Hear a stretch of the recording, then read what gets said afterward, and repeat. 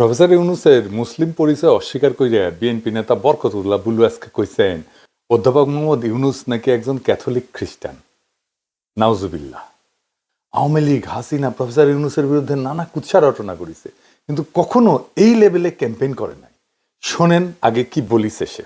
সাহেব, আপনি 1970 সালে সে অর্থোডক্স চার্চে গিয়ে খ্রিস্টান হয়ে মনিকার মাকে বিয়ে করেছেন। এর থেকে আপনি মুসলমান কবে হয়েছেন, ফেরত এসেছেন? 18 কোটি মানুষের দেশে, আপনি মুসলমানের দেশে, আপনি সরকার প্রধান। আমি শফিকুর রহমান সাহেব, জামাতের আমির, আপনারা আল্লাহর ওলি।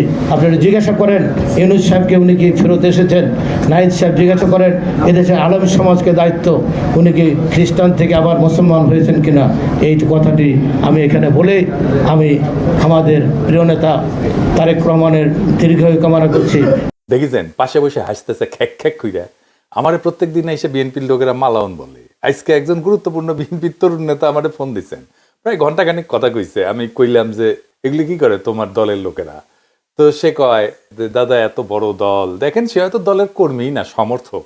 আমি কইলাম তোমার দলের শীর্ষ নেতাও কবে এই কথা?